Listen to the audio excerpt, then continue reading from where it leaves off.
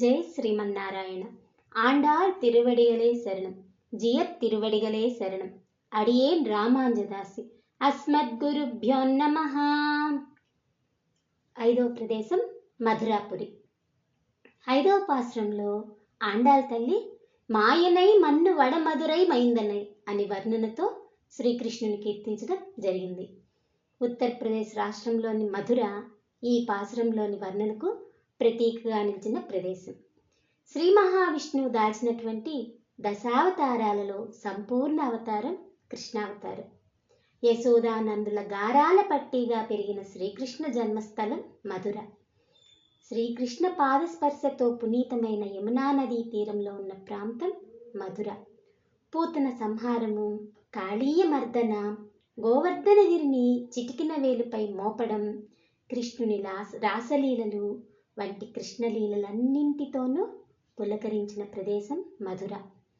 కంసుని వధించిన పిమ్మట శ్రీకృష్ణుడు విశ్రాంతి తీసుకున్న ప్రాంతం మధుర.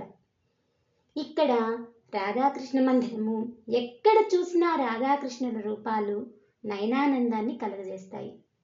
ద్వారకాధీశ మందిరంలో చతుర్బాహువులతో శ్రీకృష్ణుడు తన సతీమణి రూపమణీదేవితో దర్శనమిస్తారు. రాధను మానవ జన్మలో భూమిపై ఉండమని శ్రీకృష్ణుడు కోరడంతో 24 సుందర ఉద్యానవనాలతో గోవర్ధనగిరి పర్వత సాక్షిగా యమునా నది తీరంలో నివాసం నిర్మించమని రాధ కోరడం వల్ల శ్రీకృష్ణుడు బృందావనం నిర్మించాడని ప్రతీతి. ప్రేమానురాగాలకు ప్రతీకగా బృందావనం కనిపిస్తుంది. గోకులవాసుడిగా కృష్ణుడు పెరిగిన గోకులం మధురకు దగ్గరి ప్రాంతం. ఆరో ప్రదేశం తిరువన్వండూర్. ఆండాళ్ తల్లి ఆరవ పాశ్రంలో వెల్లత్తరవిల్ తుయిలమరంద విత్తినై అని కీర్తించిన విధంగా కేరళ రాష్ట్రంలోని తిరువన్వండూరులో విష్ణుమూర్తి దర్శనమివ్వడం మనం చూడవచ్చు. ఏడవ ప్రదేశం తిరువాయ్పాడి. ఆండాళ్ తల్లి 7వ పాశ్రంలో నారాయణన్ మూర్తి అని కీర్తించడం జరిగింది. గోకులంగా దీన్ని చెప్తారు. కృష్ణుని పాదస్పర్శతో పునీతమైన ఈ ప్రాంతంలోని మన్నునే, అంటే అక్కడి మట్టినే ప్రసాదంగా వెళ్ళిన వాళ్ళు తెచ్చుకోవడం జరుగుతుంది.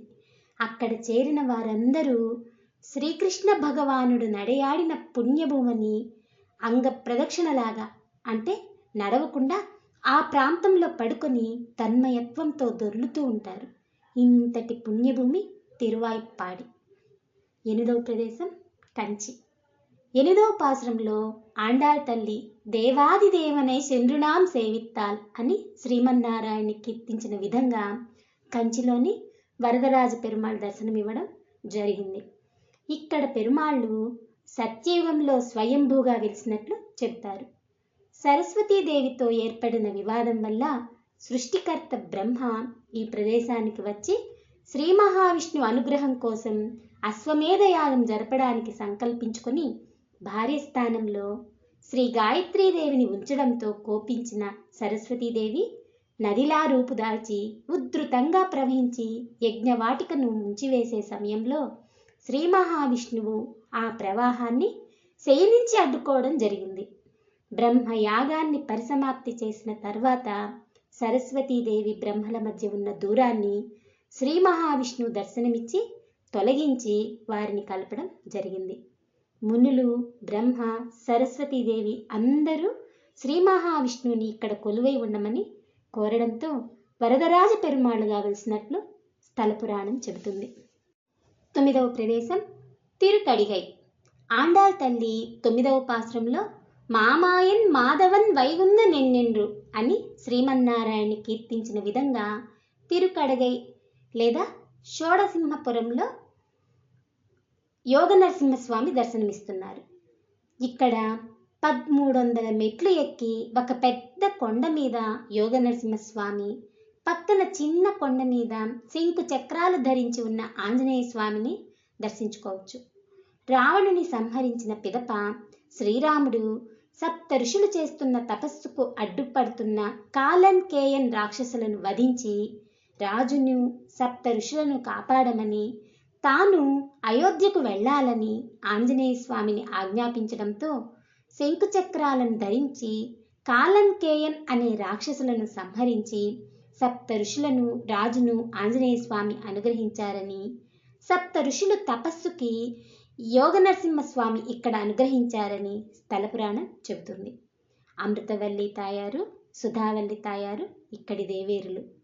భక్తోచిత పెరుమాళ్ళు ఉత్సవ పెరుమాళ్ళుగా ఆహ్వాన హస్తంతో కొలువై దర్శనమిస్తారు.